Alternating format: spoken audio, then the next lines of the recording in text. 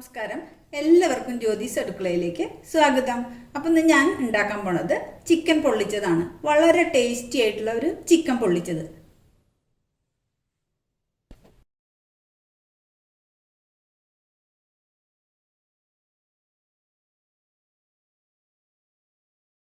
അപ്പം നമുക്ക് വീഡിയോയിലേക്ക് കടക്കാം.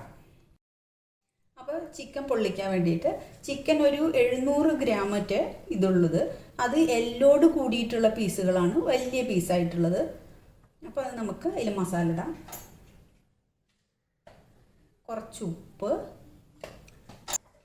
പിന്നെ വേണ്ടത് കുരുമുളക് പൊടി, കുറച്ച് തൈര്. അത് എല്ലാം ചേർത്ത് നമുക്കൊന്ന് ഇളക്കണം. കൈ കൊണ്ട് നന്നായി ഇളക്കി കുറച്ച് നേരം എടുത്തു വെക്കണം. അപ്പോൾ നമ്മൾ അതെല്ലാം ചേർത്ത് കുറച്ച് നേരം അത് മാറ്റി വയ്ക്കാം. അപ്പോഴേക്കും നമുക്ക് അതിലേക്ക് മസാലയ്ക്ക് വേണ്ട കാര്യങ്ങൾ നോക്കാം.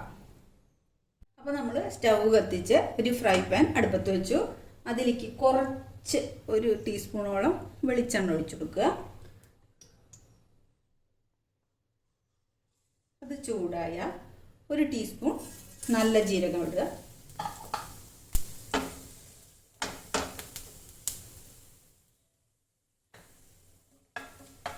അപ്പോൾ അതൊക്കെ കുറച്ച് മൂത്ത് കഴിഞ്ഞാൽ അതിലേക്ക് ഞാൻ വലിയ 3 സവാള നുറുക്കി വെച്ചിട്ടുണ്ട്. അതും ഇതിലേക്ക് ഇട്ട് കൊടുക്കുക. പിന്നെ വേണ്ടത് 4 പച്ചമുളക്, ഒരു 10-15 അല്ലി വെളുത്തുള്ളി, ഒരു മീഡിയം സൈസ് ഇഞ്ചി ഒരു പീസ്. ഇത് നമുക്കിതൊന്ന് ചെറുതായി വഴറ്റണം.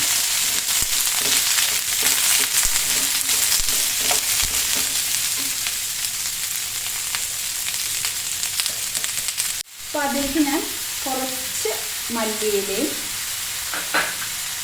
കുറച്ച് പുതിനയും ഇടുന്നുണ്ട്. ചെറുതായി ഒന്ന് വാടുകയുണ്ട്. എന്നിട്ട് നമുക്ക് നന്നായി മിക്സിയിൽ നന്നായി കുഴമ്പ് പോലെ അരച്ചെടുക്കണം. ചെറുതായി ഒന്ന് വാടുകയുണ്ട്. അപ്പോൾ ഉള്ളിയൊക്കെ ഒരുവിധം വഴറ്റി ഇനി നമുക്ക് സ്റ്റവ് ഓഫ് ചെയ്യാം. എന്നിട്ട് മിക്സിയിൽ അരച്ചെടുക്കാം. അപ്പോൾ നമ്മൾ വേറൊരു ഫ്രൈ പാൻ അടുപ്പത്ത് വെച്ച് കുറച്ച് വെളിച്ചെണ്ണ തന്നെയാണ് ഞാൻ അതിന് ഉപയോഗിക്കുന്നത്. ഒരു 1-1.5 ടീസ്പൂണോളം വെളിച്ചെണ്ണ ഒഴിക്കുക. എന്നിട്ട് നമ്മൾ ഓരോ പീസ് ഒന്ന് ഇളക്കണം കേട്ടോ. അത്രയ്ക്കുള്ള എണ്ണ വേണ്ടു. ഇപ്പം എണ്ണയൊക്കെ ചൂടാവാൻ തുടങ്ങിയിട്ടുണ്ട്. നമുക്കതിലേക്ക് ഇട്ട് കൊടുക്കാം. നമുക്ക് ഓരോ പീസും അതിലേക്ക് ഇട്ട് കൊടുക്കാം. എന്നിട്ട് വേണം നമുക്ക് ഇലയിൽ വെച്ച് പൊള്ളിച്ചെടുക്കാൻ.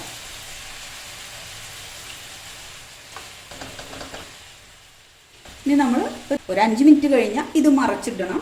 നമ്മൾ തീ വളരെ കുറച്ചിട്ട് വേണം ഇങ്ങനെ ചെയ്യാൻ. അപ്പോൾ അത് വേവട്ടെ.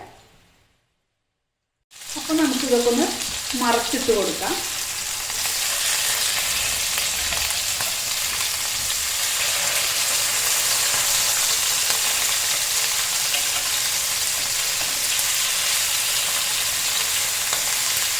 ഈ ഭാഗം ഒരു 5 മിനിറ്റോളം കിടന്ന് വേവണം.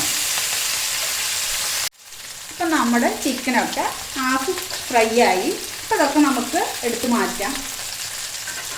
നല്ല മാംസമുള്ള പീസായ കാരണം നമ്മളതിൻ്റെ അത് നോക്കണം, ഒന്ന് കുത്തി നോക്കണം വെന്തോന്ന്. ഇത് പകുതി വേവായിട്ടുണ്ട്.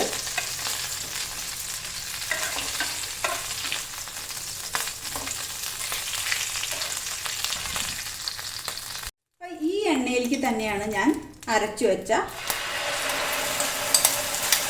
സവോള എല്ലാം ഇട്ട് കൊടുക്കുന്നത്.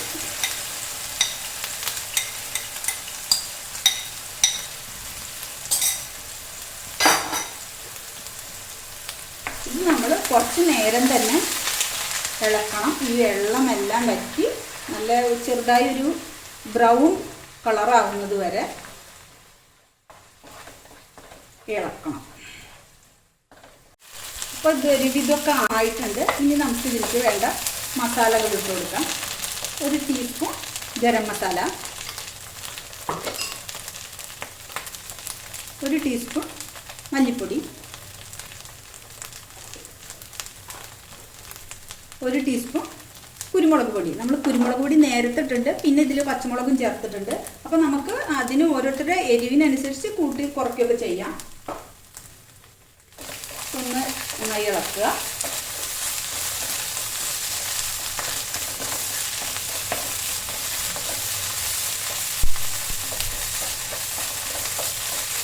ഇനി നമ്മൾ തക്കാളി ഒന്നും ചേർത്തിട്ടില്ലോ, അതിന് പകരമായിട്ട് ഞാൻ തൈരാണ് ചേർത്തിട്ടുള്ളത്. ഇതധികം പുളിയൊന്നുമില്ല, അപ്പോൾ അത് കാരണം ഒരു 2.5 ടീസ്പൂണോളം തൈര് ചേർത്തു. 1/2 കപ്പ് തേങ്ങാപ്പാൽ ഞാൻ ചേർക്കുന്നുണ്ട്.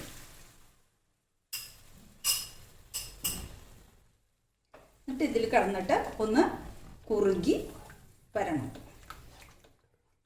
വളരെ ടേസ്റ്റുള്ള ഒരു ചിക്കൻ പൊള്ളിച്ചതാണ്. നിങ്ങൾ ഇതുപോലെയൊക്കെ തന്നെ ഉണ്ടാക്കാൻ നോക്കി.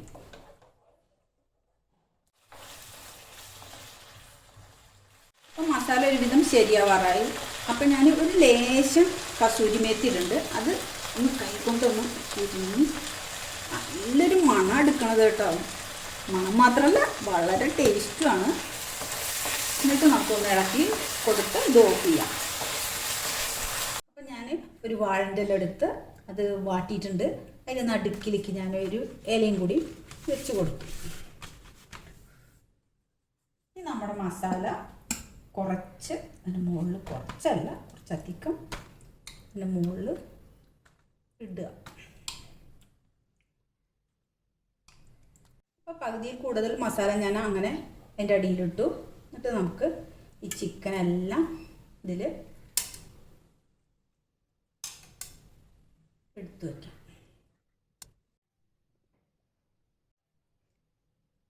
ഇനി ഇതിൻ്റെ മുകളിൽ ബാക്കിയുള്ള മസാലയും ഇട്ട് കൊടുക്കണം.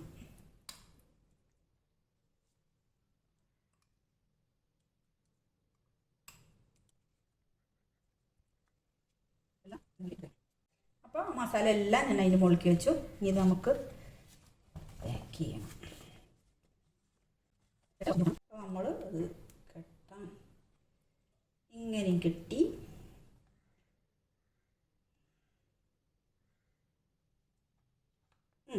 കെട്ടി.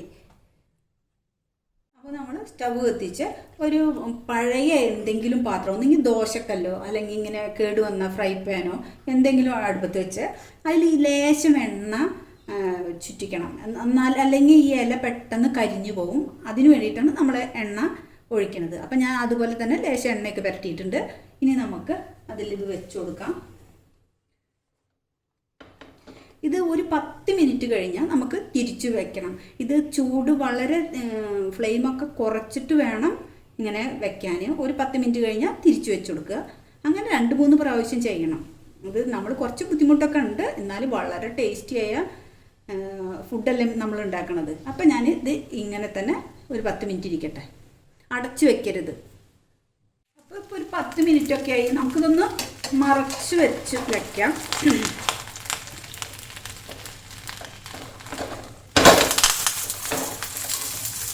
ഈ സൈഡും ഒരു 10 മിനിറ്റ് ആവട്ടെ. എന്തായാലും ഒരു 30 മിനിറ്റോളം ഇങ്ങനെ വേണം, എന്നാലും അത് വളരെ ടേസ്റ്റൊക്കെ ആയിട്ട് മാറുള്ളൂ.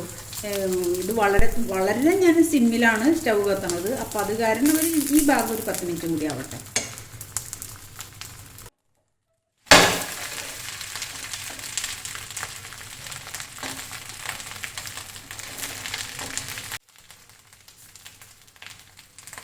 അപ്പോൾ നമ്മുടെ ചിക്കൻ പൊള്ളിച്ചത് റെഡിയായി.